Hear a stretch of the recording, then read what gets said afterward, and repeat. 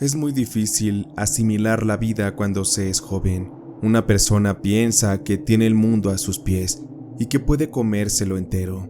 Sin embargo, el mundo es un lugar en general hostil, lleno de peligros, de incertidumbres. Existen personas de todo tipo, buenas, malas, y algunas otras que bajo ciertas máscaras ocultan una personalidad atroz. Por ello es que también es importante tener experiencia, conociendo personas y exponiéndose a diversos entornos, pero cuando no sucede así, y una persona que ha vivido encerrada mucho tiempo llega a salir al mundo, corre un gran peligro de ser completamente aplastada por la cruda realidad. En los tiempos en que recién salí de la preparatoria, no tuve dinero para acudir a la universidad, razón por la cual empecé a trabajar en un call center. En aquel lugar el sueldo no era muy bueno, pero me daba la oportunidad de ayudar en la casa. Sin embargo, para esa edad, yo me sentía muy mal, un tanto frustrada, de hecho mucho, porque desde que fui una niña y una adolescente, nunca tuve la oportunidad de tener una vida social con mis amigas de la secundaria o de la preparatoria. Dentro de la escuela sí éramos amigas, platicábamos y todo, pero fuera del plantel, ya cuando salía a alguna fiesta, ir al cine entre amigas o demás reuniones, mi madre no me lo permitía. Ella era una mujer demasiado conservadora. Con decirles que nunca me dejó vestirme bonita, no le gustaba que yo pudiera lucir, que realmente la vida me bendijo con una gran belleza. A ella le molestaba que los chicos intentaran hablarme o que en la calle trataran de sacarme plática. Para mi mamá el amor no existía. Bien dicen que cada quien opina según cómo le fue en la feria, y a mi mamá, en el amor, no le fue nada bien. Mi papá fue un borracho y golpeador, y al final terminó en la cárcel. Dicen que lo agarraron robando en una tienda, y pues hasta la fecha está encerrado. Mi madre, al quedarse sola conmigo y con mis dos hermanos, empezó a sentir mucho miedo de la vida, de la calle, de cómo giraba y funcionaba el mundo, pero sobre todo, por ser mujer y por haber sufrido maltrato, ella tenía mucho miedo de que yo, al ser tan frágil, tan noble e ingenua, llegara a sufrir de lo mismo, y más sabiendo que yo no era alguien que supiera andar por ahí en el mundo. Nunca había andado sola en la calle, y por más que yo tenía ganas de salir, de experimentar, aquello se veía casi imposible. Tuve que aguantarme las ganas, porque en el trabajo, muchos de los compañeros cada fin de semana, o cada que caía el pago de la quincena, organizaban una salida o alguna fiesta. Todos estaban bien conectados, y nunca faltaba el lugar donde celebrar. A mí constantemente me invitaban mis amigas del trabajo, pero me tenía que negar. Mi mamá me había infundido tanto miedo, que la verdad es que sí me la pensaba para salir sola. Además, tenía mucho miedo de no encajar socialmente, de no saber relacionarme con las personas y terminar haciendo el ridículo. Por eso es que durante un tiempo me mantuve bajo la línea de lo que mi madre me imponía. Pero tenía que llegar un momento en el cual las cosas tuvieran que cambiar. Me daba tristeza que a veces en las noches me iba a llorar pensando en la necesidad que tenía de un abrazo, de un beso, una caricia, de saber qué se sentía hacer el amor, el cómo era tener una relación y un compañero con el cual refugiarse en los momentos difíciles o bien compartir momentos alegres. ¿Qué se sentiría ser amada?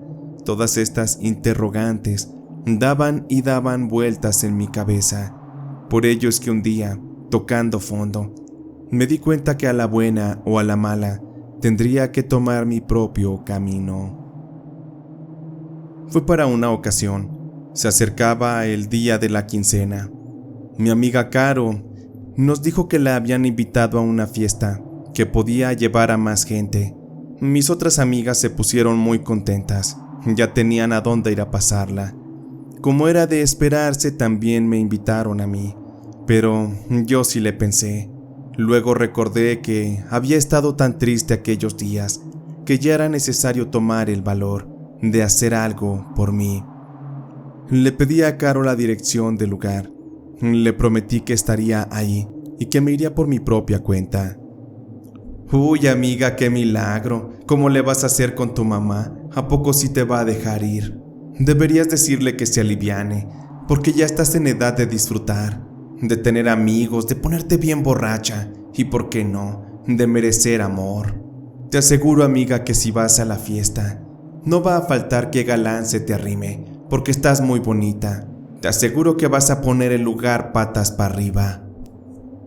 Me dio un poco de risa lo que decía Caro, y le respondí que sí, que no tenía idea de cómo, pero yo asistiría a esa fiesta.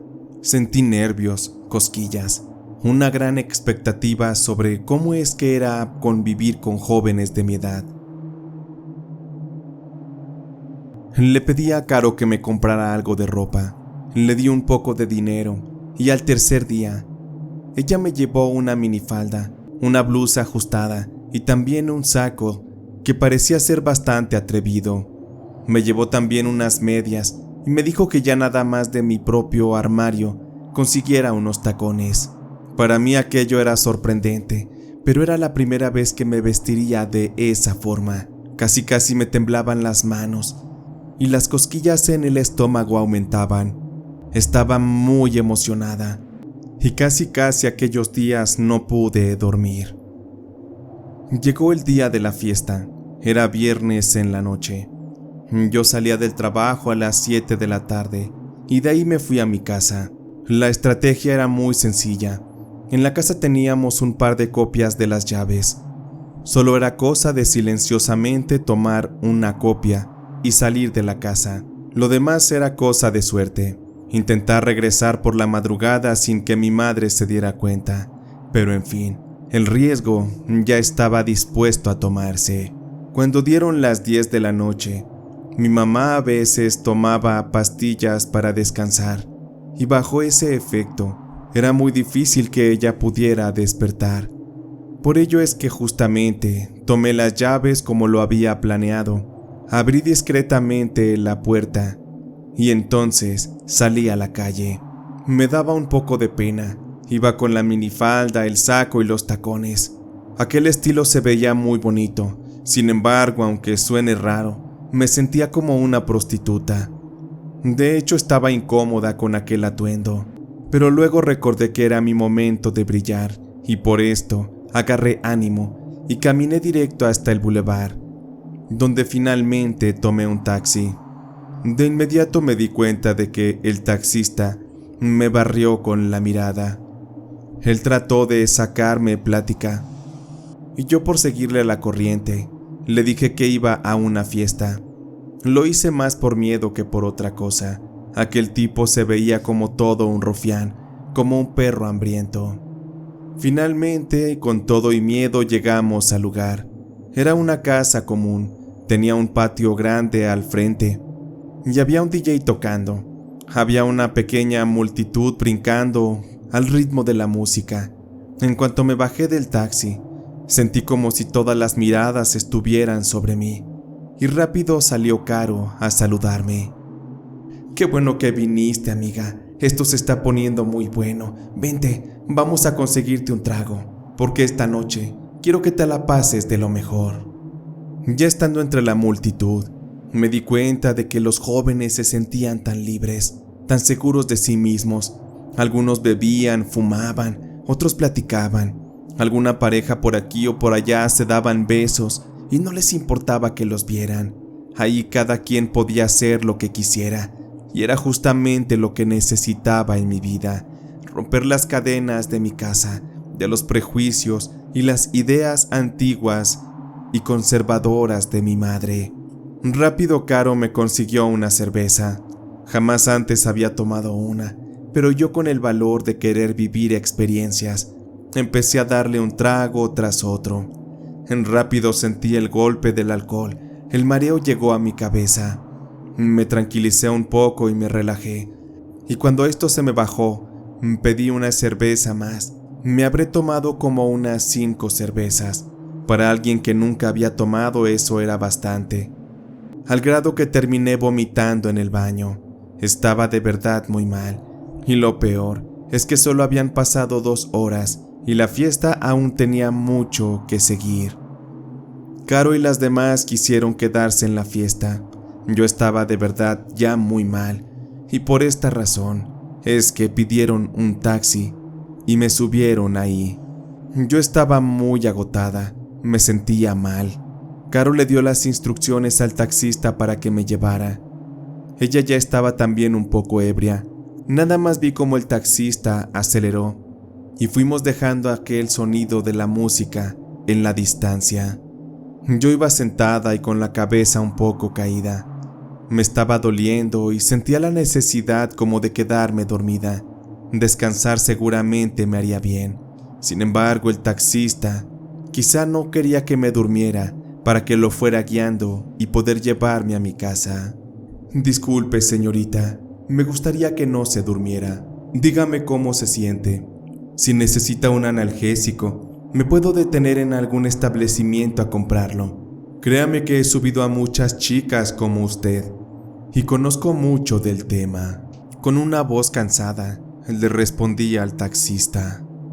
Le agradecería mucho si usted con su experiencia me pudiera ayudar. Si mi madre me ve llegar así me va a matar. Seguramente no me lo perdona. El taxista me miró, sonrió y me contestó. Pues no se diga más, señorita. En este momento, ahorita me detengo aquí en un Oxxo, le compro algo y va a ver cómo llega bien recuperada a su casa. Su mamá ni se va a dar cuenta de que usted se vino a divertir. Confíe por favor en mí. Aquel hombre se paró precisamente afuera de un Oxxo. Se metió a comprar no sé qué cosas y cuando salió, traía un vaso desechable, una botella de agua y no sé qué tanto le puso ahí, algún medicamento o qué sé yo. Se acercó a la puerta trasera, la abrió, se metió junto conmigo y se sentó a mi lado. Ahora sí, señorita, tómese esto. Le aseguro que va a revivir y va a llegar a su casa caminando como si nada. Esta es una receta secreta de taxistas, por eso no se la puedo dar. Créame que es un milagro que usted se haya encontrado conmigo en el camino. Va a ver qué bien se siente. Aquel hombre me hablaba y me resultaba de confianza, por eso es que me tomé lo que me dio. Ande, señorita, tómelo todo, no deje ni siquiera una sola gota, porque de lo contrario no va a hacerle efecto. Con todo y asco, terminé bebiendo aquella sustancia. Era bastante fresca y no tenía un mal sabor. Luego, me quedé sentada y levanté la cabeza, cerré los ojos y respiré. Aún me sentía mal. Y en eso el taxista se incorporó en el asiento del piloto, cerró la portezuela y arrancó nuevamente. Empezamos a avanzar por unas calles que yo no ubicaba. El taxista me dijo que era para hacer un poco de tiempo, en lo que su medicamento me hacía efecto. Le creí y traté de tranquilizarme, pero de pronto empecé a sentir mucha pesadez, como si no pudiera mover mis manos, mis piernas. Traté de hablarle al señor, pero mi boca se trababa. Es como si estuviera perdiendo el control de mi cuerpo. De pronto nada más cerré los ojos, ya no supe más, hasta que finalmente los abrí y me di cuenta de que no estaba en mi casa. Estaba en un lugar que me aterraba. Era una especie de baldío. Había hierbas a nuestro alrededor y parecía que estábamos muy lejos de la civilización. Solo recuerdo que sentía la lengua mojada y asquerosa del taxista, justo en mi cuello, en mis mejillas y en mis labios. Ahora sí, mamacita, vas a ver lo que es bueno. Te voy a tratar como una reina, porque las bonitas como tú se merecen que las traten bien, que les hagan el amor bien rico. Te prometo que esto no lo vas a olvidar, y después de probarme, ya no vas a querer a otro hombre en tu vida. Traté de manotear para sacarme de la situación, sin embargo mis brazos no respondían, se sentían extremadamente pesados, también mis piernas. Apenas podía gemir, ni siquiera gritar. y solo veía cómo aquel tipo me estaba rompiendo la blusa y con su boca lamía los pechos y los apretaba. El sujeto estaba ya casi desnudo y ahí donde me tenía, nomás me levantó la falda y comenzó a cometer el horrible acto que tanto asco me dio. Recuerdo los horribles jadeos de aquel hombre. Era un sujeto ya de unos 50 años. Tenía el cabello canoso y usaba bigote también con canas. Olía bastante mal y su aliento me hacía casi vomitar. El tipo se movía con violencia y me ponía unas cachetadas, me jalaba el cabello y me decía muchas groserías en el oído, cosa que no quiero repetir porque es muy difícil de recordar. Sentía la peor de las impotencias, solo lágrimas salían de mis ojos. No había modo de defenderme. Sentía que de pronto mi conciencia se perdía, como si me quedara dormida por segundos, y después despertaba. No sé qué diablos me dio aquel sujeto en la bebida que me dio, supuestamente para recuperarme, pero fue todo lo contrario. Él la utilizó para sedarme y entonces hacer posesión de mi cuerpo. El tipo, recuerdo mucho sus ojos, eran como los del mismo diablo. Su sonrisa y con sus dientes todos asquerosos es algo que hasta la fecha me produce pesadillas. Finalmente el tipo terminó. Nomás lo vi cómo se salió del auto, se recargó sobre el cofre, destapó una lata de cerveza y se puso a beberla. Ahí estaba el miserable silbando, como si nada hubiera pasado, como si no hubiera hecho algo tan abrumador como para traumar a una persona de por vida. Yo trataba de moverme, pero era imposible. Aquel sedante era muy fuerte. Instantes después que el tipo se terminó la cerveza, quizá recuperó energías y regresó nuevamente para repetir el acto una vez más. Yo preferí cerrar mejor los ojos, desconectarme de la realidad. Ya no quería vivir ni sentir aquello. Era realmente asqueroso y terrible. No sé cuánto tiempo habrá pasado, pero finalmente abrí los ojos y me encontraba en un hospital. Sentí mucha confusión, no entendía qué pasaba. Los médicos me sujetaron y trataron de relajarme, diciéndome que todo estaría bien. Le pedí una explicación al médico del por qué estaba ahí. Este me dio a entender que unos policías me encontraron tirada en la calle. Al verme en las condiciones tan feas que estaba, decidieron llevarme al hospital. Ellos ya se habían encargado de investigar mis datos y seguramente ya le habían avisado a mi madre. En efecto, después de 2 horas, mi mamá llegó. En lugar de darle tristeza o sentir empatía por lo que me había ocurrido, porque en efecto se le hizo saber que alguien se había aprovechado de mí, pero mi mamá, en lugar de eso, en cuanto los doctores la dejaron sola conmigo, me plantó una cachetada. Ahora entiendes, escuincla pendeja, ¿por qué no tenías que salir de casa? Allá afuera está lleno de gente cruel y malvada, y mira cómo te han dejado. Nomás eso te mereces, y antes di que te fue bien. En otro caso te hubieran dejado por ahí tirada y muerta. La policía interrogó a mi mamá, a mí también. Les hice saber que un taxista se había aprovechado de mí, y los oficiales nos recomendaron que pusiéramos una denuncia. Sin embargo, mi mamá se opuso. Ella no quería. Dijo que era una estupidez, porque yo había provocado la situación. Incluso los oficiales se quedaron muy extrañados. Aquella no era la actitud que se toma cuando a alguien le ocurre eso. Pero finalmente, al día siguiente, fui dada de alta y regresé a casa con mi madre. Los médicos nos entregaron una bolsa con la ropa que yo llevaba. Aquello era la evidencia de todo lo que había ocurrido. Y ya estando en casa, aunque yo pensaba tirar aquello para poderlo olvidar, mi madre se negó. No sabía por qué, y en esos momentos mi madre tampoco me lo explicó.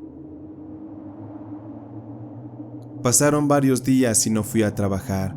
Caro y las demás me mandaban mensajes al celular y les conté lo que me había pasado. Ellas estaban muy tristes y se sentían culpables por haberme mandado sola con el taxista. Mis amigas querían ir a verme, pero les dije que no me sentía en condiciones, que ya estando bien yo iría a verlas.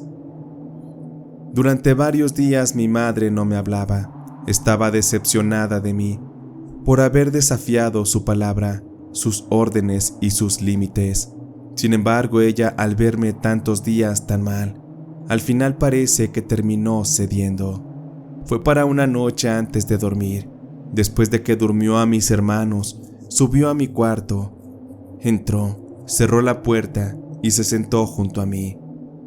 Jamás antes había visto llorar a mi madre. Aquel día fue el primero. Ella había tenido un corazón de piedra durante tantos años y entendí que simplemente estaba siendo fuerte para defendernos, y por lo que había pasado, ella no lo iba a dejar de hacer. Sé que crees que no me duele lo que te está pasando, Cristina. Obviamente sí. Eres mi hija, eres mi niña, mi tesoro. Y de verdad que me duele aquí en el pecho, como si me hubieran enterrado una estaca, porque cuando una madre ve sufrir a sus hijos, no tienes idea de lo horrible que se siente. He pensado que todo esto es mi culpa, por tenerte aquí encerrada. Nunca te enseñé a vivir, a que pudieras contemplar la vida, el mundo, y sobre todo a defenderte, a que allá afuera no te hicieran pendeja. Y mira a dónde te he llevado. Perdóname, mijita, te juro que te voy a cuidar más, y por ahora quiero que sepas que esto no se va a quedar así. Vamos a hacer algo. Te juro que la justicia la vamos a llevar por nuestras propias manos. Tú confía en mí.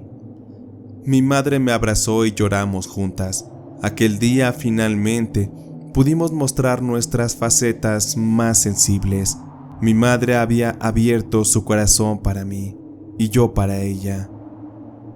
Al día siguiente por la tarde, mi madre llegó al cuarto nuevamente, pero no iba sola. Iba acompañada de su comadre, la señora Ramona. Aquella mujer imponía bastante. Siempre era una mujer muy temida. Se decía que no era una buena persona, que le gustaba la brujería y esas cosas, meterse con fuerzas desconocidas. Finalmente no comprendía qué estaba haciendo ahí. Después noté que mi mamá llevaba cargando en su mano la bolsa que contenía la ropa que yo portaba aquella noche de los oscuros acontecimientos. Buenas noches, mijita. Tu mamá me pidió que les ayudara. Para eso estoy aquí. Te pido que no tengas miedo de lo que vaya a pasar, solo que confíes en mí. Por favor, ahora ven, siéntate aquí junto a mí. No sabía qué estaba pasando, pero mi madre con la mirada me dio la indicación de que obedeciera, cosa que terminé haciendo. La mujer cerró las cortinas, cerró la puerta también. Prácticamente oscureció el cuarto porque la luz también la apagó. De un bolso negro vi cómo sacó una figura de la Santa Muerte. En aquel tiempo no sabía qué era, pero la colocó sobre el taburete. A los pies de esta puso un par de velas de color oscuro. Después se arrodilló ante la figura e hizo unos rezos en silencio. Cuando terminó se levantó, caminó a donde yo estaba, sacó unas hierbas de pirul y comenzó a sacudirme el cuerpo.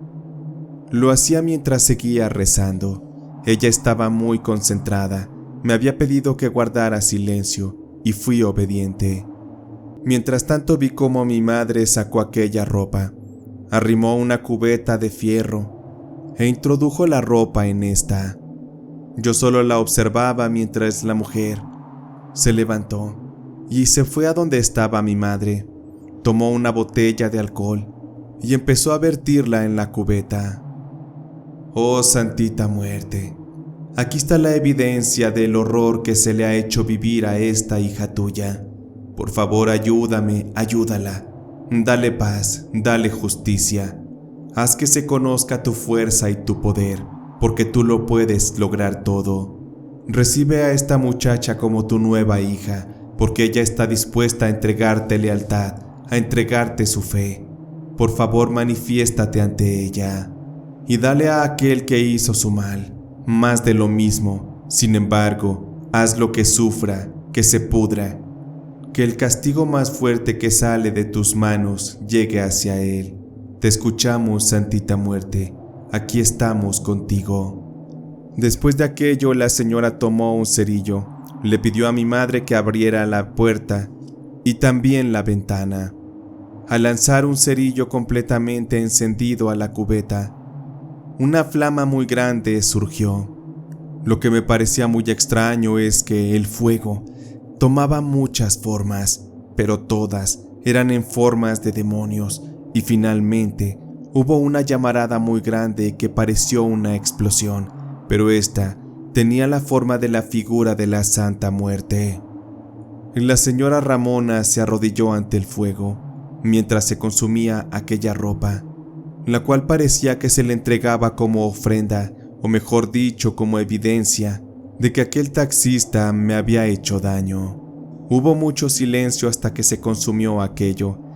Cuando empezó a salir el humo, mi madre le vació una jarra de agua para que finalmente aquello terminara de apagarse.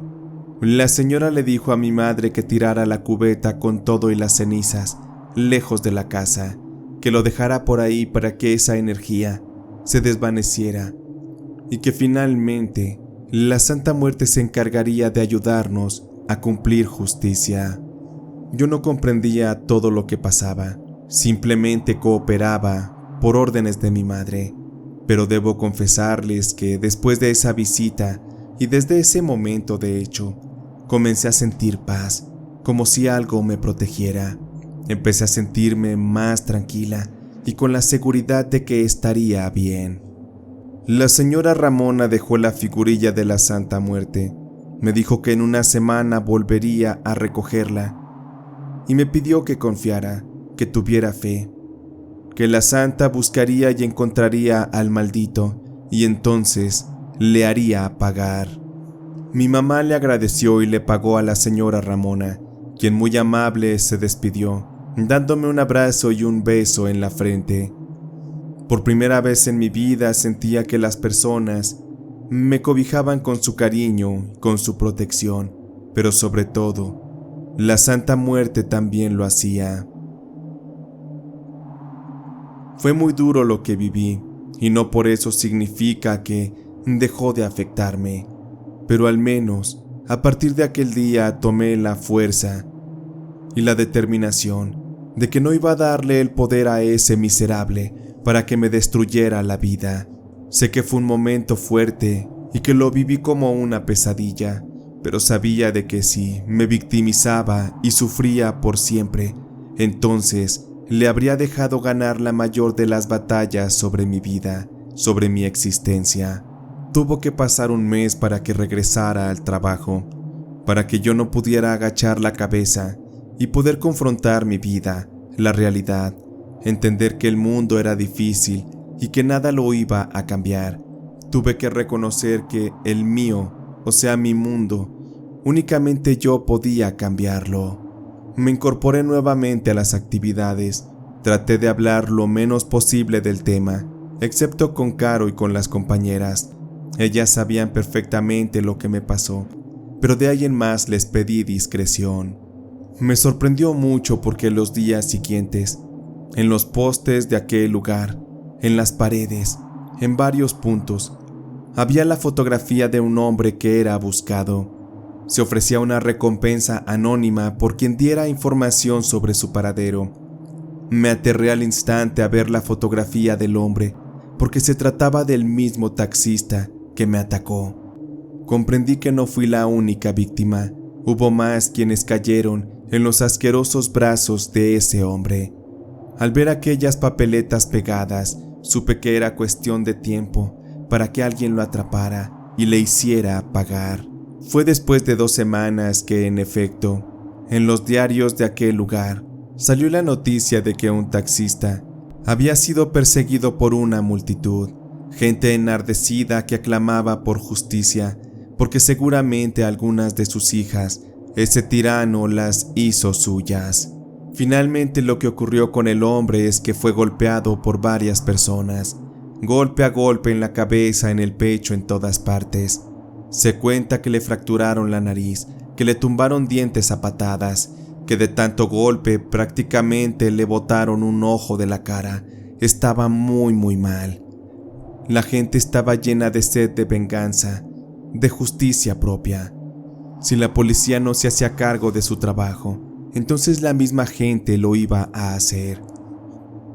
Se cuenta que al final de aquella golpiza, que era prácticamente una carnicería, alguien llegó con un galón de gasolina y empezaron a vaciárselo al hombre que ya prácticamente agonizaba. Él pedía la muerte, y la muerte es lo que se le iba a dar. En esos momentos me vino a la mente que tal y como la señora Ramona le prendió fuego a las ropas que estaban impregnadas con la esencia de ese hombre, aquel día que murió el tipo, después de que lo bañaran de gasolina, alguien le lanzó un cerillo, prendiéndole fuego a su cuerpo.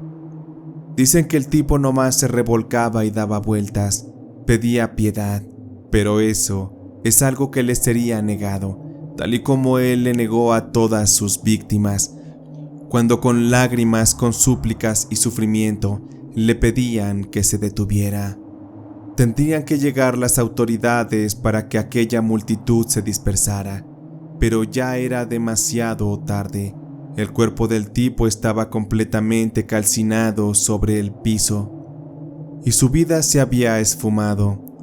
El calor de las llamas lo había extinguido, dejando una aterradora imagen para los diarios y también para la mente de todos aquellos que presenciaron tal momento. Nunca he deseado el mal a nadie, pero ese caso fue una excepción. Me alegró ver que pagara de la peor manera, que sufriera, que tuviera una horrible muerte, que se fuera lentamente de este mundo con la peor de las agonías y el más fuerte de los dolores. Como este caso que he vivido hay muchos, de jóvenes indefensas que son aprovechadas por hombres abusivos, por rufianes que andan por ahí en las noches buscando y acechando a una víctima. Deseo que esto no pase nunca más, pero también sé que es algo irreal. El mundo es cruel, es hostil, tal y como lo dije al principio. Por ende, siempre queda mejor buscar ambientes de confianza, amistades que también lo sean.